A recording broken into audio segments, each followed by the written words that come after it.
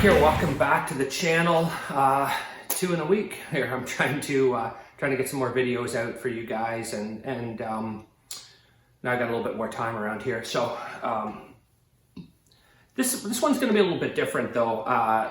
This might not be everybody's cup of tea.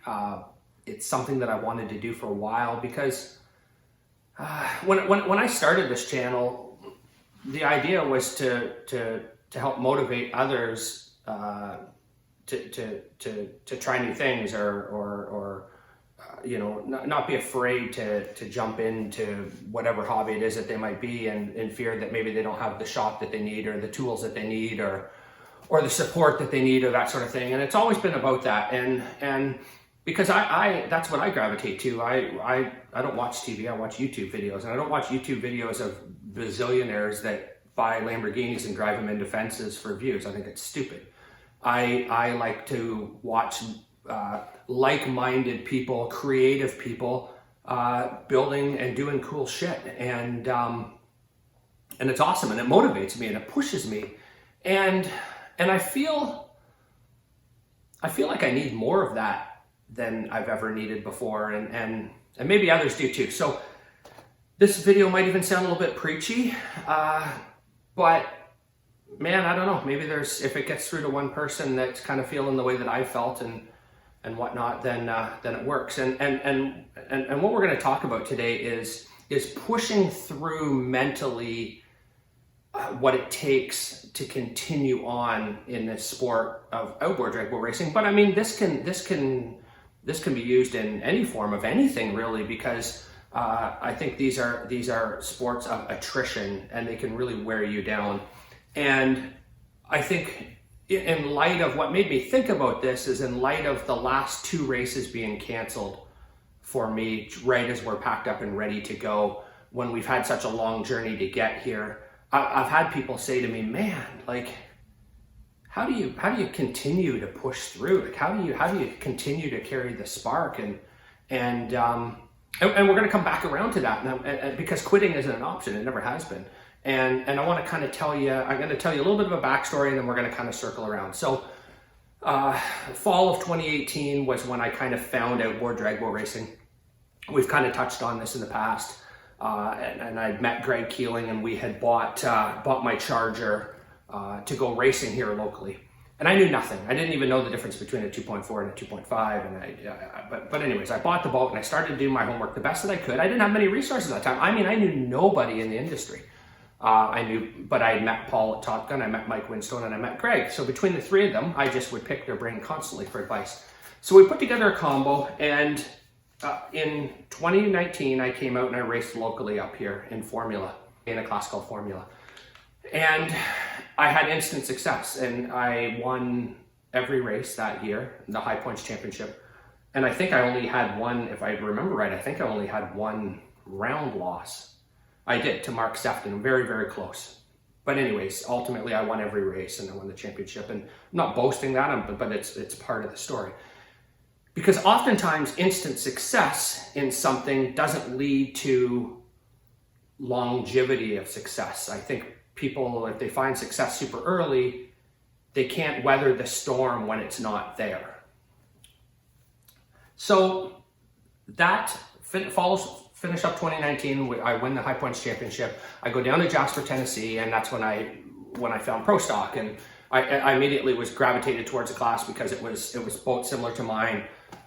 It's the very same engine combination that we run and whatnot. So 2019, that fall, I dive in, the boat comes in the garage, and I went through, we worked really, really hard. So I had met some people, I was put in touch with Brett Hamilton and some guys down south, and I was dissecting the rule book and brought the boat in, and I had to peel all the carpet out, and I had to pull a whole bunch of weight out. So that winter, I spent the whole winter in my shop here.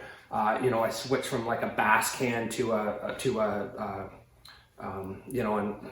HP can, and gear case, and I got a fuel map from Brett, and pulled all the carpet out of the boat and put a trim timer in it, 24 volt, and worked really, really hard all winter. And I was super excited. Like 2020, we were going to come out, we were going to race up here, and I was going to race in modified. We were going to go down south to a bunch of races. I was stoked. And COVID hits.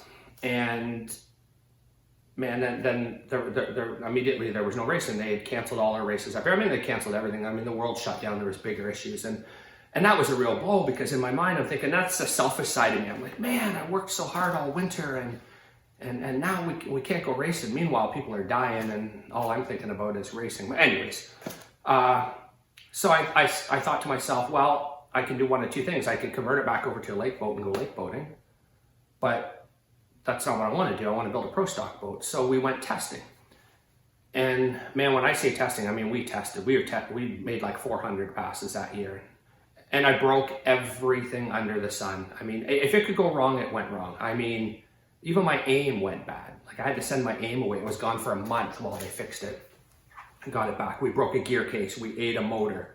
We broke 2 gear cases. We ate a motor. I mean, you name it. And the ET was shit, you know. I'm hearing what these guys are running down there, and I'm thinking, man, I've got all the same stuff they do, and we're not anywhere near close. But we continued to work at it,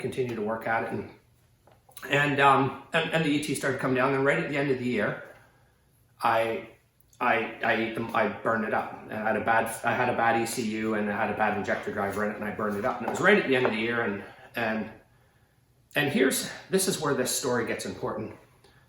The people that you choose to have in your life, that you choose to surround yourself with, really dictate your successes. And I remember Rob Twybolt, it was the end of the year, and I'm starting to come into tire season, and it was a year of defeat. And you know, I was feeling down, and I wasn't giving up, but I was giving up for that year. I knew we couldn't go to Jasper because racing was canceled, the border was closed, and all that kind of stuff. Sorry, racing wasn't canceled, border was closed. And I was done. I was like, I'm tapping out for this year. I gotta put everything away. And I remember Rob was like, man, you're too close now. You're too close to where you need to be. And I was like, yeah, you know what, you're right, you know. And so we got the motor machined and bought new pistons and all that kind of stuff, and got it all back together. And we went out that fall, got everything back together. Very first pass with the new motor, the gear case lets go. And I'm talking, this is November now. And I'm like, you gotta be kidding me. But you know what, at that point too, again, there was not even a modicum of doubt. It was, the gear case came off. Paul's like, I can fix it for you. He takes the gear case down, fixes it for me, turns around in a couple days. Again, there's surrounding yourself in the right people. Paul at Top Gun, you know, Rob and the Keelings and all these guys that were not gonna let me quit no matter what. Paul says, I'll fix it for you. So he fixes the gear case, we go back out, we go out and we make our first 8-second pass. I think it went like an 8:95 or something. We had been chasing that all year. That was my bench. That's kind of where I wanted to be. And I remember the gratitude, the pride that I felt in not giving up and pushing it through was amazing. And again, we're going to come back full circle to this. What you need to understand is that if you're going to race at this level, the journey needs to be important as the reward. Meaning, if you're just in it for the end result, if you're just in it for trophies and payouts, you're never going to last, because it'll beat you down and it'll beat you down. You need to enjoy the journey, and I truly do. And I find that when I burn up a piston, I don't reply with, "Oh damn, fuck am I going to do now?" I reply with, wow, why did that burn up, and how do we fix it, and how do we make it better so it doesn't happen again? And while we're in there, how are we going to get better ring seal? How are we going to seal this motor up so it hits harder? How are we going to? That's the way your brain needs to work, and I'm thankful for that. And I'm thankful that in the faults that I have in my life, and there's a lot of them, there's 2 things that I'm really thankful for, and one is gratitude. I have a lot of gratitude. And I have a very strong work ethic that allows me to push through these things, and I don't take defeat very easily. So this is it, and now it gets worse. So now 2020, at the end of 2020, we go out and we run the 890s, and we're super stoked. So we think, okay, that's awesome. Now 2021, everything's going to be better. The world's going to come back, and we're going to have racing back up here in Ontario. We're going to have racing down south. So that winter, I dive into the boat again, because I got the boat down to the weight that I needed during the winter of 2019, but it was just at 1,400 pounds. so I had this mindset that I need to get the boat lighter than 1400 so that I can place boat weight where I want to. So we brought the boat back in the garage again, and that was the year you'll see in the videos that we flipped the boat over, we blueprinted the bottom, so we stripped everything all back out of it, a boat that we had just redone, stripped everything all back out of it, and then we decided to cut the floor out, and then we remounted the fuel cell in a different location, and we lowered the seating position, and then I thought, well, while we're in here, why don't we paint it? So then that was when we changed it to the black and white, and we made the carbon fairing, and we worked extremely hard, man.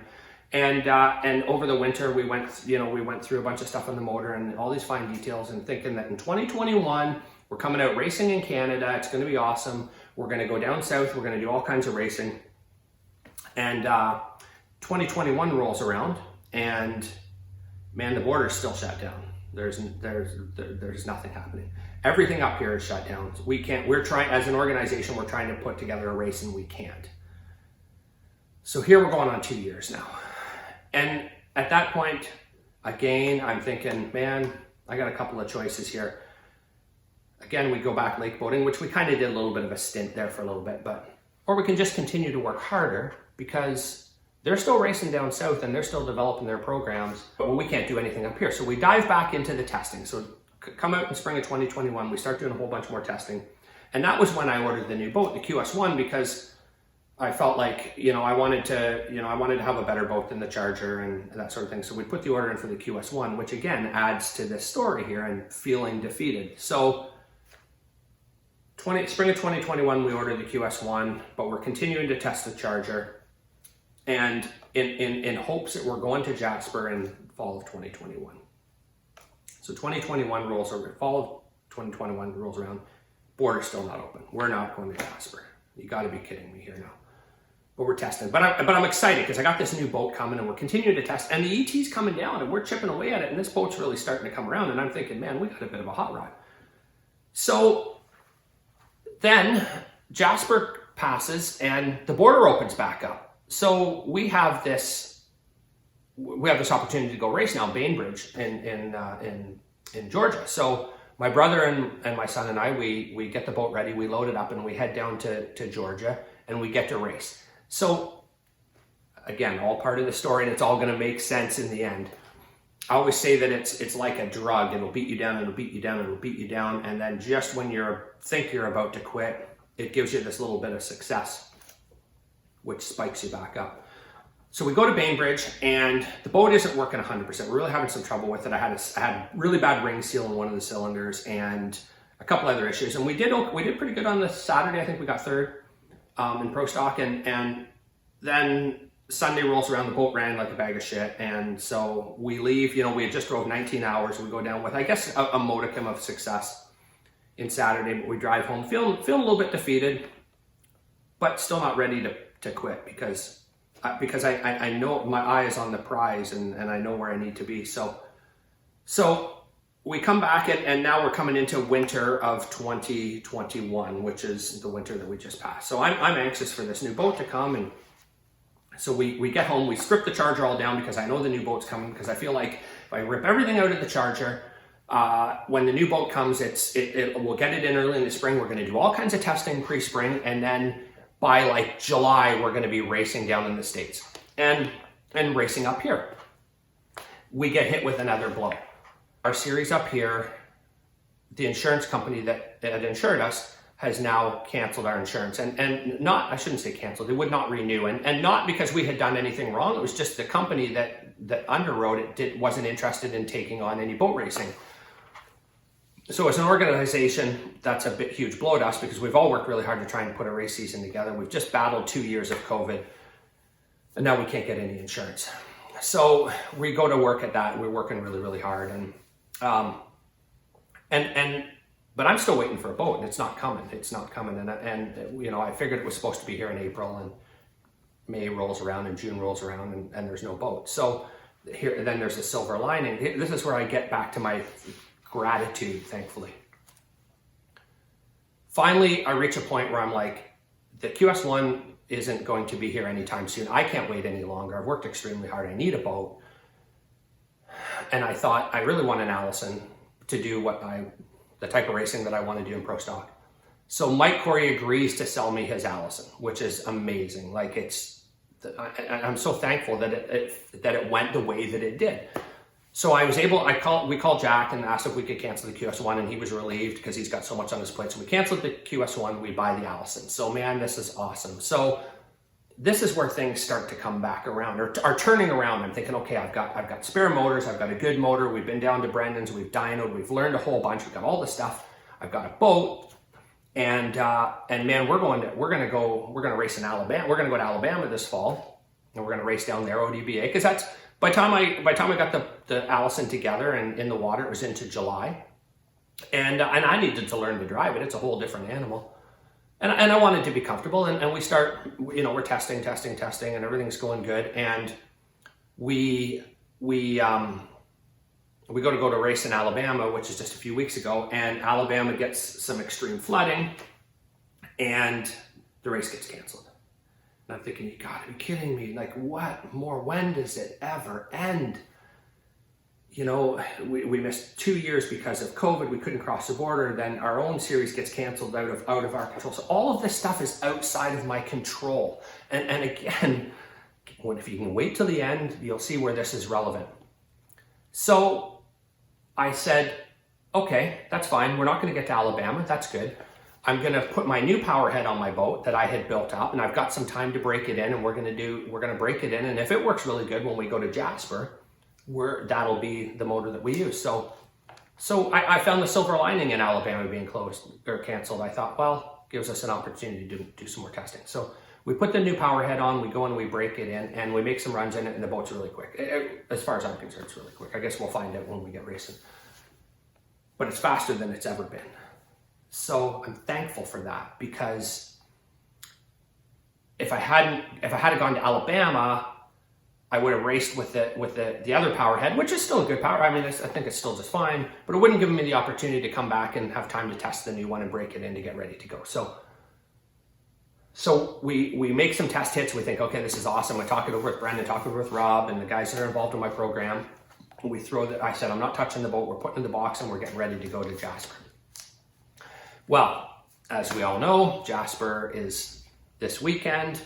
Earlier on this week, hurricane comes up through the U.S. and man, it wreaked devastation I don't want to minimize the devastation that it did, because it was awful, and I have friends that were drastically affected. And although it didn't affect the race site, the organization had a call to make, and I think in the time it was the right one, and it gets canceled. So now we're going on 3 years. 3 years of cancellations. And people, my friends around me, are saying, Mark, man, when do you realize maybe that's a sign, man? And I don't fall into all that bullshit and stuff. And, when it was canceled, I felt I felt sick to my stomach, because again, I feel this we've worked so hard. But it affected everybody else the same way it affected me. So it's selfish of me to think, that I'm the only one that's down because this race is canceled. And that's kind of the way I felt. And then I felt really shitty that I felt that way. So again, now to add the silver lining, when that race gets canceled, I immediately started thinking about another race. And the one thing that I was super bummed about, I was really excited to go to Jasper. There was a whole bunch of Canadians going and that sort of stuff. The one thing that I was bummed about is my buddy Brett, who's a good friend of mine there, down in DSRA, he wasn't going to be able to make it because of this. So I was kind of bummed about that, because if we're going to travel that far, you want to see all your friends and stuff. So there was that. There was a few things. So when they canceled Jasper and we decided that we're going to go find another race, we thought about Morgan City in Louisiana. And Morgan City's a long way for us. It's like 22 hours. But right away I said, we're going to go to Morgan City, and it's going to be awesome because Brett, we're going to get to see Brett. We're going to get to see all of our race friends. It's going to be a great race. It's a different organization that I've ever raced with, so we'll get the opportunity to race with those guys. And then, and it was cool. As soon as we booked it and we said that we were going to go, I seen the other Canadians started piping up and saying, "Hey, yeah, I think we're going to go. I think we're going to go." So again, the silver lining in all of it is that not getting to go to Jasper really sucks. But it allowed us to go to Morgan. It's going to allow us to go to Morgan City, which is going to be epic. So where I'm coming around in this is that when you're racing or you're involved in any sport or anything like that, man, that shit's going to beat you down, and it's going to beat you down, and it's going to give you this feeling of, why am I doing this? You know, but it's so important that you learn to appreciate the journey as much as you appreciate the race. And it's important that you have gratitude. It's, man, like, I think to myself, man, we have enough disposable income after paying, like, I'm not a wealthy person by no means. But man, how fucking cool is it that we can afford to have a house, drive cars, I have a daughter in university, and then I have enough disposable income that I can go boat racing. Like, that's badass to me. Maybe to a lot of people that's nothing. You know, a lot of people want for more than that. But for me, I think, man, and I'm gonna get all upset because a fucking race got canceled. Come on, you know what I mean? So where I'm going with this is that the journey along the way has been so fun for me, building this boat up and surrounding myself in these positive people and walking in what I call walking in the steps of giants, meaning I like to follow successful people and what they have done and people that have been successful and watch them and learn and the people that I've met in this sport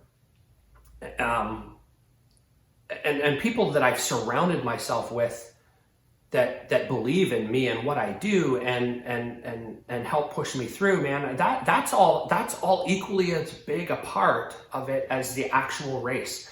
I always say that races aren't won at the race site. Races are won in the garage, and then you collect your trophy on the race site, and I truly believe in that. So the last 3 years I've been able to go to one race, Bainbridge. But the cool thing is that I've surrounded myself in some really badass people that have become my greatest friends and people that I look up to and people that I learn from. And you know what? People I haven't even met, like Paul Gautreau and others. I mean, Jeff Tyner, these guys that are racers that I'm like, that's where I need to be. I want to be those guys. So I don't even know them. I've never even spoke to these guys, but I respect them and I'm trying to follow their paths and doing all my own work and learning from it. So I've taken the last couple of years to learn. I've learned a lot, you know, and better my program and my craft to become better. And again, I think that that there's been a silver lining in all of this in the friendships that we've made and what I've learned. So, man, I think that it's just important. Where I'm going with this is that it's important that you enjoy the journey, that you have gratitude for what you have, and then the rest of the pieces kind of fall in place. So if you're struggling with your program, your race program, or you're struggling with motivation, or you're struggling man, I think you just got to surround yourself in the people that aren't going to let you quit and people that are like-minded and people that believe in you. And man, you'd be surprised at the glory that you'll find in that. And again, this video probably sounds a bit preachy, but I think that it's important to know that, you know, as big a part of the mechanical side of it and working on things, that there's a huge mental side to this racing that will beat you down more than fixing stuff. So I think it's important that we exercise the mental side of it and find the gratitude and be thankful for what you have, because man, it's this last couple of years has taught me anything. It's taught me that we're really fucking lucky people, man. We are really lucky people. And, you know, we get to go racing and share time with like-minded people and work and that sort of stuff. And anyways, I'm going to cut it off here. Again, it's probably not for everybody, but what I wanted to say was that no matter how tough it got along the way, there was never any point where I was ready to quit. There was times when I had doubt, but it was really short-lived because people around me wouldn't let me think that way. And then we shifted gears, and man, we're getting ready to go to Morgan City, and I have no idea how I'm going to do. I think we've got a good boat, but we don't know until we get there. But I'm going to go there knowing that I've worked as hard as I can to try and do good, because man, I'll tell you, there's people that never get to feel success. I don't mean success like racing success, like rewards, like podiums and that sort of thing. And I've been fortunate to have had a lot of them, and other people that have never felt that and don't have that desire, that's perfectly fine, but that's not me. That's not the way I'm wired, and I like how that feels, and I'm willing to sacrifice everything along the way for that few moments of glory.